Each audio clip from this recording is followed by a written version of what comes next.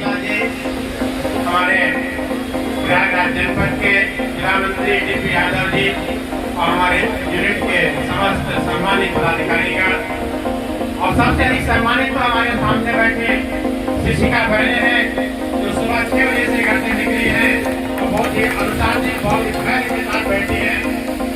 मैं बहुत सेकंड से हम उनकी प्रशंसा करता हूँ और जनपद के कोने कोने से आए प्रत्येक ब्लॉक से प्रत्येक तहसील से आए शिक्षक साथियों, मैं आप सभी का तहे दिल से हार्दिक अभिनंदन वंदन करता हूँ कि आप लोग संगठन के एक बुलावे पर, एक इशारे पर, एक आवाज पर आप लोग यहाँ पहुँचते हैं। आपका सहयोग और समर्थन मिलता है, इससे दिल बहुत खुश होता है साथियों, क्योंकि आपके साहस से, आपके दम से ही दम है, आपके बल से ही बल है संगठन को, क्योंकि लोकतंत्र में संख्या बल का बहुत महत्व है। साथियों, आपको हम फिर से बहुत बहुत आभार व्यक्त करते हैं और एक निवेदन करते हैं कि जो भी साथी इस विद्यालय में समस्या न पहुँचाओ हमारे मंत्री जी से मिले और हमारे संगठन के सदस्य बने, क्योंकि जब आप हमारे सदस्य बनते हैं, जब हमारे कार्यक्रमों में आते हैं, हमारा हौसला अफजाई होता है और हम आपके लिए 365 दिन लगातार आप सब चक्कर काटते हैं, समस्याओं का समाधान कराने का पूरा प्रयास करते हैं और इसके लिए बहुत बहुत धन्यवाद।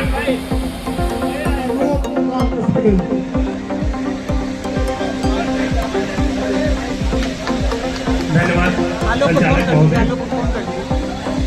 सबसे पहले मंचासीन प्रदेश के सम्मानित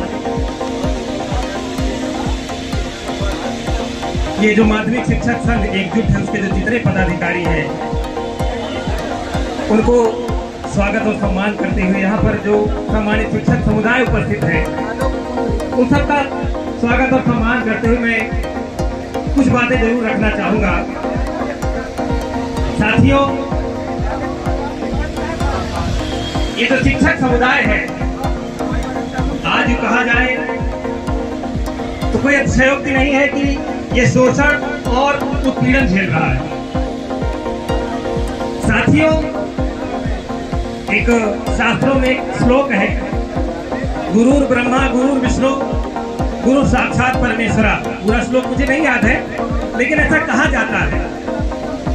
किंतु आज जो दशा है उससे आप अनभिज्ञ नहीं हैं। आपके सामने सब कुछ स्पष्ट है कि आखिर क्या ये किताबों में ही ब्रह्मा और विष्णु महेश हैं हम लोग, या फिर व्यवहार में और यथार्थ में भी। आज ये बहुत बड़े सवाल हैं कि आखिर हमारा मान सम्मान और स्वाभिमान कहाँ है।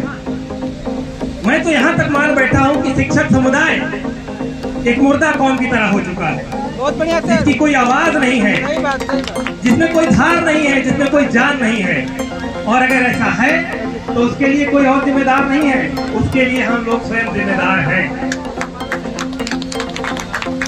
हमें समझना होगा कि हम केवल कलम किताब चाक दफ्तर उठाने वाले यंत्र मात्र नहीं हैं। हम जीवित प्राणी हैं, हमारा सम्मान है, हमारा स्वाभिमान है, हमारी मर्यादा है। आखिर उसके साथ खिलवाड़ इस तरह से खुलेआम क्यों चल रहा है, उसका जवाब कौन देगा? और सबसे बड़ी बात यह है कि जवाब देना दूसरी बात है, जवाब मांगेगा कौन? हम लोग जवाब ही नहीं मांग रहे हैं इस बात का, इसलिए जवाब देने वाले हम लोग का मजाक उड़ा रहे हैं और समाज में हमें बदनाम कर रहे हैं कि शिक्षक पढ़ाता नहीं है, शिक्षक कामचोर हो गया है। और यहाँ तक कि बेवकूफ मंत्री भी ऐसा बयान देना शुरू कर दिए हैं कि शिक्षक लोग अपने बच्चों को प्राइवेट स्कूल में पढ़ाते हैं और इसलिए शिक्षा व्यवस्था बिगड़ती चली जा रही है।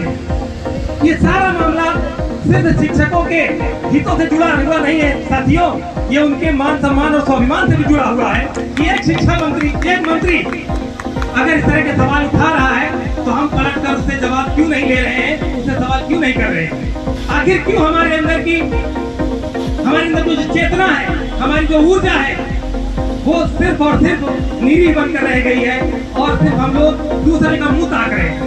आखिर ऐसा क्यों है? तमाम सारे शिक्षक संगठन है। अभी हाल ही में कल ही हम लोगों ने गुरु पूर्णिमा भी मनाई है। तमाम सारे फूल माला बच्चों ने दिए, पैर छुए, किंतु क्या वास्तव में समाज में हमारे लिए यही जगह, यही भावना है समाज में? और इसका जवाब है साफ साफ स्पष्ट तौर पर मैं कह रहा हूँ, ये नहीं है ये भावना। हम लोगों को बदनाम किया गया है, हम लोगों के साथ साजिश हो रही है, और उसके लिए पूरी सरकारी संस्था जिम्मेदार है, पूरी सरकारी सिस्टम जिम्मेदार है, और सारा आरोप हम लोगों पर लगता है।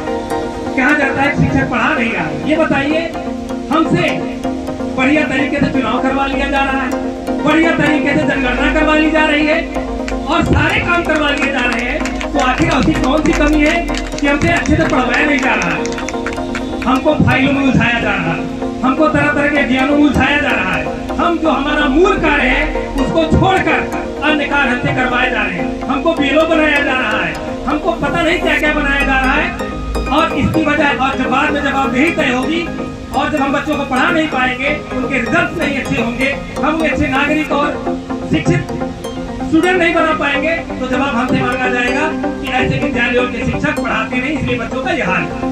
अब ये बताइए, इसका जवाब कौन देगा, और सबसे बड़ी बात का जवाब कौन लेगा?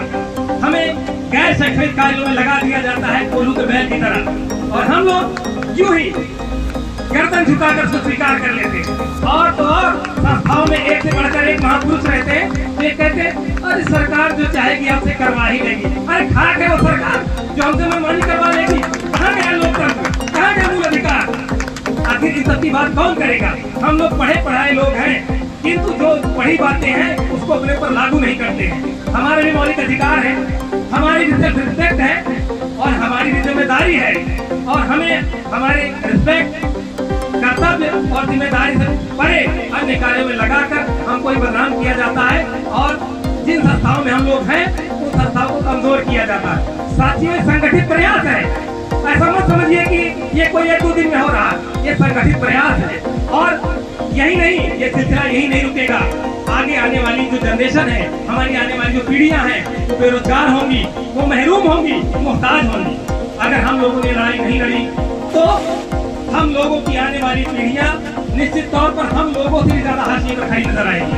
तो हम लोगों को चैतन्य होकर, जागरूक होकर, और पूरी ऊर्जा के साथ न सिर्फ शिक्षक समुदाय का, बल्कि शिक्षा जगत में जो कुछ भी हमारे यहाँ विसंगतियां हो रही है, उनके खिलाफ खुलकर आवाज देनी होगी, खुलकर आवाज उठानी होगी। अन्यथा हम लोग वांछित लक्ष्य को प्राप्त नहीं कर पाएंगे, और जो तमाम तरह के नारे लगते हैं, एक भारत श्रेष्ठ भारत, ये सब बेईमानी हो जाएगा।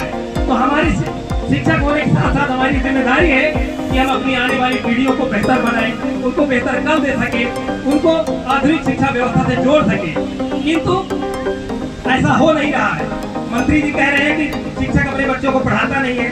ये बताइए मंत्री जी, सिलेबस आप तय करते हो, व्यवस्था आप तय करते हो, सब कुछ आप तय करते हो, और हमसे पूछते अपने बच्चों को पढ़ाइए। अरे मंत्री जी, अपने बच्चों को आप क्यों नहीं पढ़ा रहे सरकारी विद्यालयों में? आप पढ़ाइए पहले, आप सरकारी वेतन ले रहे हो, पहले आप पढ़ाइए, क्योंकि वहाँ का सिलेबस आप तय करते हो, वहाँ क्या क्या व्यवस्था होगी आप तय करते हो। जब आप सब कुछ तय करते हो तो पढ़ाने के लिए हमको बता देते हो कि अपने बच्चों को पढ़ाइए। हम आपके तय की व्यवस्था में अपने बच्चों को पढ़ाएंगे। अगर आपने हमें अधिकार दिया होता कि हम वहाँ की व्यवस्था तय करते, हम सिलेबस तय करते, तो निश्चित तौर पर मैं अपने बच्चों को पढ़ाते। आखिर क्या आप ये कह सकते हैं कि वर्तमान जो मौजूदा शिक्षा पद्धति है सरकारी संस्थानों की, क्या वह आज के दौर में, इस कॉम्पिटिटिव युग में, इस वैज्ञानिक युग में, क्या वो प्रासंगिक है? और निश्चित तौर पर आपके मन में इस सवाल का जवाब देते हुए संदेह उत्पन्न होगा कि शायद ऐसा है, लेकिन ऐसा बिल्कुल नहीं है। इसलिए लोग मजबूर हैं अपने बच्चों को दूसरे संस्थानों में पढ़ाने के लिए। एक जमाना होता था जब सारे अधिकारियों, कर्मचारियों, यहाँ तक कि सांसद विधायक के बच्चे भी जब सरकारी संस्थान में पढ़ते थे, तो सरकारी संस्थान का रुतबा कुछ और हुआ करता था। किंतु एक संगठित प्रयास के जरिए, एक षड्यंत्र के जरिए तमाम सारे प्राइवेट विद्यालयों को मान्यता दी गई, ताकि सरकारी संस्थाओं को बर्बाद किया जा सके और गरीबों की शिक्षा और उनके सशक्तिकरण को रोका जा सके। ये एक प्रयास है, और इसलिए आप सब लोग हमसे यही अपील करेंगे। हम ज्यादा कुछ तो नहीं बोल सकते, इतना ही करेंगे कि अगर आप खुद को आंदोलनकारी समझते हैं, खुद को शिक्षकों का हितैषी समझते हैं, खुद को शिक्षा का हितैषी समझते हैं, तो सबसे पहले शिक्षक बनिए। और ये जो छोटे छोटे लाभ के लिए हम लोग यहाँ वहाँ दूसरे संगठनों में देखते हैं या फिर संगठन के सिद्धांतों से समझौता करते हैं, हमें उसको त्यागना होगा। हमें शिक्षक हितों के साथ हर मुद्दे पर खड़ा होना होगा, बिना किसी समझौते के साथ, बिना किसी लाग लपेट के साथ। अन्यथा हमारा हाल यही रहेगा, हम याचक बने रहेंगे। और एक बात, शिक्षक संगठन सरकार का न पीछे खड़ा होने वाला है, न बगल में खड़ा होने वाला है। शिक्षक संगठन को सरकार के सामने खड़ा होना होगा, चाहे जिसकी सरकार हो, तभी आप अपनी बात मनवा पाएंगे। आप एक दबाव समूह के रूप में काम करिए, सहयोगी के रूप में काम मत करिए। तो चाहे न्यायपालिका हो, चाहे मीडिया हो और चाहे संगठन हो, अगर वो सरकार के सहयोगी और सरकार के पीछे खड़े होने वाले होंगे तो निश्चित तौर पर यही हाल होगा हमारा। हम भाषण देंगे, यहाँ मंच में इकट्ठा करेंगे लोगों को, लोग आएंगे जाएंगे, लेकिन बात वही रहेगी। इसलिए हमें सबसे पहले शिक्षक बनना होगा, सरकार चाहे जिसकी हो, चाहे जैसी सरकार हो, किंतु हमें शिक्षक हितों पर, शिक्षक मुद्दों पर कहीं भी 1 इंच भी समझौता नहीं करना होगा, तब जाके हम अपने वांछित लक्ष्य को प्राप्त कर पाएंगे।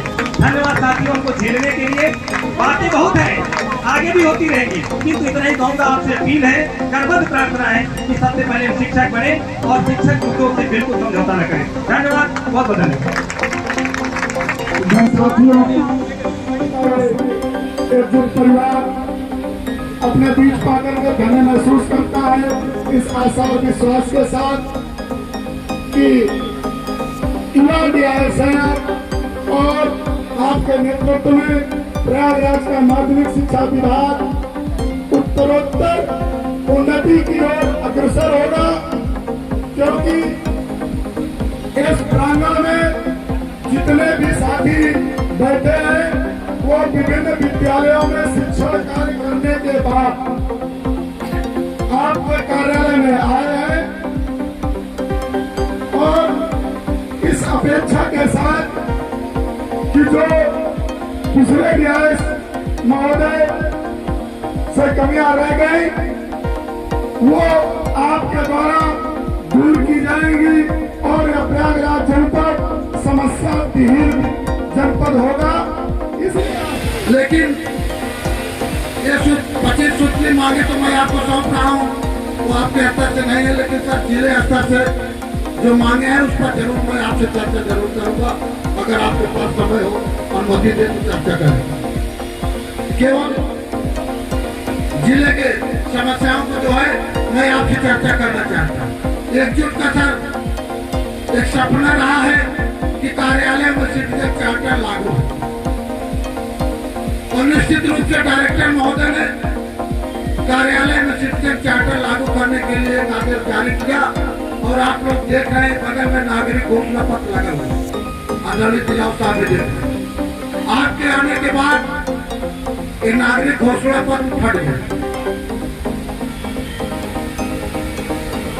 हो सकता है सोची समझी साजिश के साथ फट गया हो, जो ये घोषणा पत्र कोई पढ़ ना पाए। आप लोग भी देख लें, ये नागरिक घोषणा पत्र लागू किया गया है, तो मैं चाहता हूं कि अगर इसमें कुछ लिखा गया है सर तो इसका तो जिले स्तर का आपके स्तर से है, आप आए हैं, निश्चित रूप से जो है बड़ी अपेक्षाएं लोगों को है आपसे, क्योंकि एक जिला विद्यालय शिक्षक महोदय तो 4 साल रहकर गए, आपसे अपेक्षाएं है वो तो लागू नहीं कर पाए। उनका इतना हम लोगों के ऊपर एहसान है कि ये घोषणा पत्र 700-800 रुपए लगे टंगवा दिए, एहसान है उनका हमारे ऊपर। लेकिन मैं आपसे जरूर निवेदन करूंगा कि अगर एक घोषणा पत्र टंगा है सर तो केवल घोषणा न रह जाए, केवल कागजी घोड़ा न रह जाए, इसका अच्छा सा पालन हो, ये आपसे निवेदन करेंगे। नागरिक घोषणा पत्र ये आपसे हम निवेदन करेंगे, पूरे शिक्षक साथियों की तरफ से निवेदन करेंगे। हमारी समझ से मैं विद्यालय में जाता हूँ तो कहता हूँ किसी नेता की जरूरत नहीं है। रियाज साहब अभी धरने को बोल रहे थे, क्योंकि सुबह इसलिए कह रहा हूँ सीधे भी आ सकते हैं, किसी की जरूरत नहीं है, संगठन की जरूरत नहीं है, कोई किसी की जरूरत नहीं है, न संगठन को आपसे मिलने का, न हमारे अध्यापकों को। हमारे काम इस घोषणा पत्र के हिसाब से समय से होता रहे, हमारी समझ से किसी अध्यापक को यहाँ आने की जरूरत नहीं। और इलाहाबाद का अध्यापक अनुशासित है, जिला विद्यालय शिक्षक महोदय कहते थे चाहे जो हो ना हो, लेकिन यहाँ का अध्यापन 1:30 बजे के बाद ही हमारे पास आता है, या 2:50 के बाद ही अध्यापक आता है, पुराने डी हाउस कहते। इसलिए हम लोग कोई शौक नहीं है सर जो है आपके पास आने की, भीड़ लगाने की जो है, या हमारे अध्यापकों को कोई पुराव से आएगा 80 किलोमीटर 100 किलोमीटर, बस इतना आपसे छोटा सा निवेदन है कि अगर एक घोषणा पत्र इसका अच्छा सा पालन हो जाए सर, तो निश्चित रूप से एक एहसान हम शिक्षकों के ऊपर आपका हो जाए। ये तो मुख्य है, बहुत बड़ा मुद्दा है, हमारे लिए बड़ा मुद्दा है। हो सकता है आपके लिए कर्मचारी आपके लिए छोटा हो, लेकिन हम शिक्षकों के लिए बड़ा है।